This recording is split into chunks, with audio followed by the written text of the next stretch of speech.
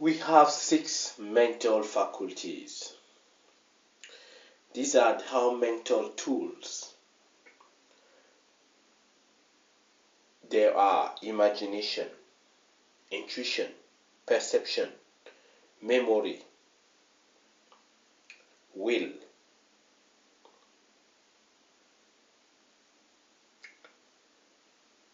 So let us talk about imagination.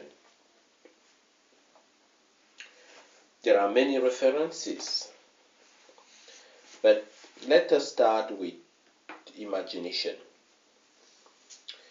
In his book Think and Grow Rich, Napoleon Hill said, "Imagination is the workshop of the mind." And he also pointed out that it is the 5th step toward riches. He goes, "The imagination is literally the workshop wherein are fashioned all plans created by man. The impulse, the desire is given shape, form, and action through the head and of the imaginative faculty of the mind." It has been said that man can create anything which he can imagine. Of all the age of civilization, this is the most favorable for the development of the imagination because it is an age of rapid change. On every hand, one may contact stimuli which develop the imagination. Through the aid of his imaginative faculty, man has discovered and harnessed more of nature's forces during the past 15 years than during the entire history of the human race. Previous to that time, he has conquered the air so completely that the birds are the poor match for him in flying. He has harnessed the ether and made it serve as a means of instantaneous communication with any part of the world. He has analyzed and with the sun at a distance of millions of miles and has determined through the head of imaginations the element of which it exists. He has discovered that his own brain is both a broadcasting and a receiving station for the vibration of thought, and he is beginning now to learn how to make practical use of this discovery. He has increased the speed of locomotive until he may now travel at a speed of more than 300 miles an hour. It's incredible, this imagination, this faculty of the mind is literally what Napoleon is telling us, is that imagination is really what gives the fuel to the achievement. Without the imagination, you cannot do anything. However, he pointed out that there are 2 forms of imagination. He said the imaginative faculty functions in 2 forms. One is known as a synthetic imagination, and the others is creative imagination. So this gives us a key element here: synthetic and creative imagination. He said, synthetic imagination, through this faculty, one may arrange all concepts, ideas, and plans into new combinations. This faculty creates nothing. It merely works with the material of experience, education, and observation with which it is fed. It is a faculty used by the inventor, with the exception of the who draws upon the creative imagination when he cannot solve his problem through synthetic imagination. When is this the case, then he would be using the creative imagination. Through the faculty of the creative imagination, the finite mind of man has direct communication with infinite the faculty through which entities inspiration are received. It is by this faculty that all basic and new ideas are handed over to man. This faculty only functions only when the conscious mind is vibrating at an exceedingly rapid rate, as for example, when the conscious mind is stimulated through the emotion of a strong desire, the creative faculty becomes more alert, more receptive to vibrations from the source mentioned in proportion to his development through use. That imagination, according to Napoleon Hill. So we can see that imagination is really what create what with the imagination, the goal that our own creative mechanism seeks to achieve a mental image and mental picture which we create by the use of imagination. So whatever our goal would be, we got to use our imagination to create what this will be. The method itself consists in learning, in forming new habits of thinking and imagining, remembering, and acting in order to develop an adequate and realistic self-image. And use your creative mechanism, so your creative imagination, to bring success and happiness in achieving a particular goal. Many men have said for a long time that man, on the other hand, has something animals haven't got. It is the creative imagination, the creative faculty. Thus, man of all creatures is more than a creator. He is also a creator. With his imagination, he can formulate a variety of goals. Man alone can direct his success mechanism by the use of imagination and imagining ability. We often think of creative imagination as applying only to poets, inventors, and the like, but imagination is creative in everything we do. Although they did not understand why and how imagination set our creative mechanism into action, serious thinkers of all ages, as well as hard-headed practical men, have recognized the fact and made use of it. Imagination rules the world, said Napoleon, the King of France. Imagination of all men's faculty is the most godlike, said Glenn Clark. The faculty of imagination is the great spring of human activity and the principal sources of human improvement. If you destroy this faculty, and the condition of man will become as stationary as that of a brute, said Douglas Stewart. Remember the famous Scottish philosopher. You can imagine your future, say Henry Kaiser, who attribute much of his success in business to the constructive, positive use of creative imagination. So imagination really shape our world. With our imagination, we are able to create, to invent.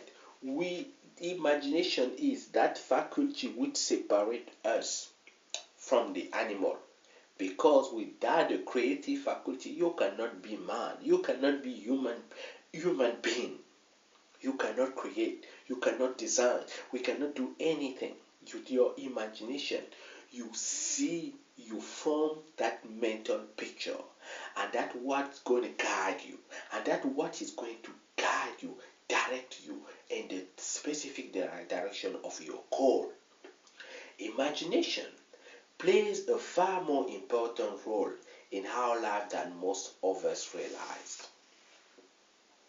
So, you see, with the imagination, especially that creative, let us go bit more about the creative imagination, because we know with the scientific imagination, we don't create anything, right? The inventor doesn't create anything because everything is just mixing, reshaping things that are already all around us. But with the creative imagination, as its name says, creative, there we create. It is not something reserved for the poet, the philosopher, the inventors. It enters into how every act for imagination set the goal picture, which our automatic mechanism works on. So it's really important to set a goal, to have a definite purpose, because a human being is theological. If you don't set a goal, your mind will set a goal for you, and it may not be the goal, something that you seek. This is why it's really important to set a goal. We act or fail to act not because of will, as is so commonly believed, but because of imagination. When we fail, it's because we have not used our imagination. A human being always acts and feels and performs in accordance with what the imaginings to be true about himself and his environment. This is a basic and fundamental law of man. It is the way we are built, right? It is the way we are built. We imagining everything around us. If you do not imagining, if you do not imagine, and you let the circumstance be the master of your life, it's because you let it that way. You got to stop and design. Sit down with a blank sheet of paper and a pen and design your environment, design your future.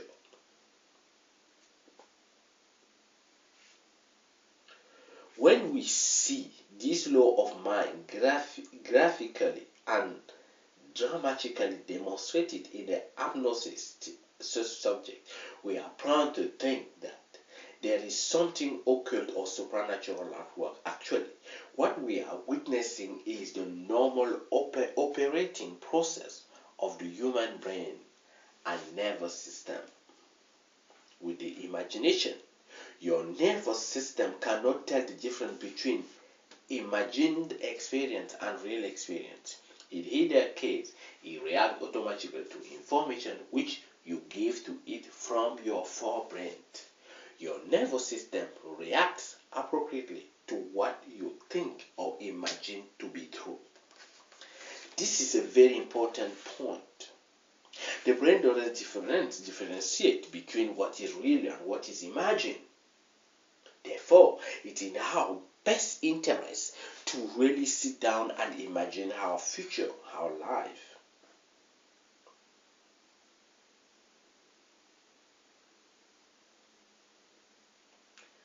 It is a basically idea belief which was the true causative agent rather than emotion, which came as a result. In short, the man on the trail reacted to what he thought, or believed, or imagined the environment to be. The message brought to us from the environment consists of nerve impulse from the various sense organs. Why not then imagine yourself successful? Why not then imagine yourself rich? But not only, but very rich. Which I mean, if you want to buy a new home, go ahead, buy it. If you want to wear fine clothes, wear them. If you want to buy a new car, buy it. If you want everything that you need, you gotta have it. Use your imagination, realizing that our actions, feelings, and behavior are the result of our own images and beliefs, gives us the lever that psychology has always needed for changing personality. It opens a new psychological door to gaining skills, success, and happiness. Mental picture offers us an opportunity to practice new trait and attitude which otherwise we could not do. This is possible because, again, your nervous system cannot tell the difference between an actual experience and one that is vividly imagined.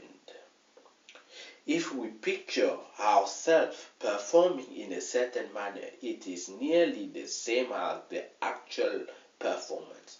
Mental practice helps to make perfect. This is a key element in the law of mind, right? You can just sit down and imagine your future. Imagine yourself being successful. And surely, I guarantee you, if you would continue to do that, that's the way you're going to be living.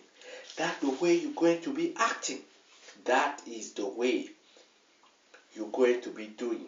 We can begin to see why the late Dr. Edward Wagham called your mental picture of yourself is the strongest forces within you. Yes, it is. He said it is the strongest force within you. The fundamentals tell us that man's chief purpose and reason for living is to glorify, and the humanity tell us that man's primary purpose is to express himself fully. So use your imagination. Dr. Weatherhead said one time, if we have in our minds a picture of ourselves as fear-haunted and defeated, nobody's, we must get rid of that picture at once and hold up our heads. Hold your head up. That is a false picture, and the false must go. God sees us as a man and woman in whom and through whom he can do a great work. He sees us as already serene, confident, and cheerful. He sees us not as pathetic victims of life, but masters of the art of living, not wanting sympathy, but imparting help to others, and therefore thinking less and less of ourselves, and full not of self-concern, but of love and laughter and desire to serve. Let us look at real self, which are in the making of the moment. We believe in their existence. Great living starts with a picture in your mind. Held it in your imagination of what you would like to do or be. That's where it all starts. All starts in your mind. Your present self-image was built upon your own imagination picture of yourself in the past, which grow out interpretation and evaluation which you place upon experience. Now, you are to use the same method to build an adequate self-image that you previously used to build an inadequate self-image. Exercise yourself. Sit down 30 minutes each day, every day, where you can be alone and undisturbed. Relax. Make yourself as comfortable as possible. You close your eyes and exercise your imagination. That's the way. That's how you must start doing things. That only start by sitting down. That's the important things. Is that to do it 30 minutes, you see yourself acting, reacting appropriately, successfully, ideally. It doesn't matter how you acted yesterday. You do not need to try to have faith. You will act in an ideal way tomorrow. Don't be worried. Don't be afraid. Hold your head up and keep moving. Your nervous system will take care of that in time if you continue to practice. And if you do, you will see. As you see yourself acting, feeling, being as you want to be, do not say to yourself, I am going to act this way tomorrow. Just say to yourself, I am going to imagine myself acting this way now for 30 minutes. Today, imagine how you would feel if you were already the sort of person you want to be. How would you feel? Go into the depth. Look at the details. How do you dress? What the type of clothes? How does it smell? What's the perfume? How do you look like? Do you wear sunglasses? Where are you? Which car are you driving? Or you have people driving for you. What's your home? How is it like? What are the details? Go into the depth. What are you doing? What's your work? What's the service that you render to the world? If you have been shy and timid, see yourself moving among people with ease and pause and feeling good because of it. See yourself doing it. If you have been fearful and anxious in certain situations, see yourself acting calmly and deliberately, acting with confidence, courage, and feeling expansive, confident, because you are. You know who you are. It starts with the mind. So go ahead, do it. Build up. Build up the brain cell in your memory. Store those data in your mind, in your middle brain. Central in your central nervous system. Build that new image of self. All start with the self. Know the self. Acting differently. You got to be automatically, spontaneously, without trying. You got to do it. Go ahead. You will find it will work just as automatically upon positive thought and experience as upon negative one. Exercise your mind every day. Do the thing and you will have the power, say Emerson. You got to do it. You got to see yourself doing and acting in the right way. Remember, all start in the mind, and give to yourself 30 minutes every day and you will get your goal.